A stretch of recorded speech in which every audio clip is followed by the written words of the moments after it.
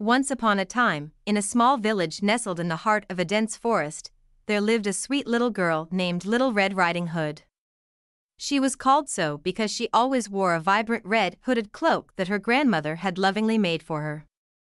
This red cloak quickly became her trademark. One sunny morning, Little Red Riding Hood's mother called her into the kitchen.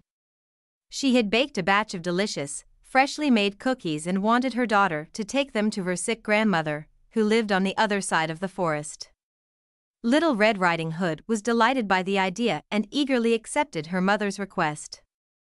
"Remember, dear," her mother cautioned, "stay on the path and don't talk to strangers.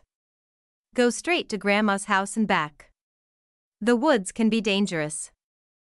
Little Red Riding Hood promised to follow her mother's advice and set off with the basket of cookies in her arms. As she strolled through the forest, she couldn't help but admire the beauty of the tall trees, the chirping birds, and the colorful wildflowers that lined the path. The forest seemed like a magical place to her. However, little did she know that a cunning and crafty wolf had noticed her and hatched a plan to trick her. The wolf decided to get to Grandma's house before Little Red Riding Hood and pose as her grandmother. The wolf reached Grandma's house first and knocked on the door. "Who is it?" called Grandma from her bed, where she lay feeling unwell. "It's me, Little Red Riding Hood," replied the wolf, trying to mimic the girl's sweet voice. Grandma, who had poor eyesight, believed the wolf and told him to come inside.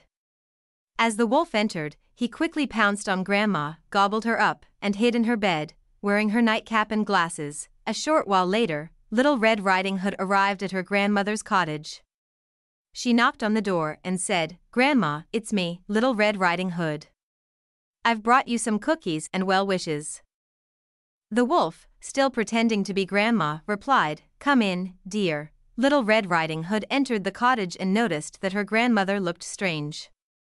"Oh, Grandma," she said, "what big ears you have, all the better to hear you with, my dear," replied the wolf. Little Red Riding Hood continued, "Oh, Grandma, what big eyes you have, all the better to see you with, my dear," replied the wolf, licking his lips. Finally, Little Red Riding Hood noticed something was amiss.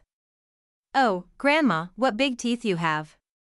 The wolf could no longer contain his appetite and sprang out of the bed, revealing his true self. "All the better to eat you with," he growled, terrified. Little Red Riding Hood screamed and ran for the door. But the nearby woodcutters heard her cries and rushed to the cottage just in time. They cornered the wolf, who, realizing he was outnumbered, tried to escape but was caught and defeated. Little Red Riding Hood and her grandmother were saved, and they learned a valuable lesson about the dangers of talking to strangers.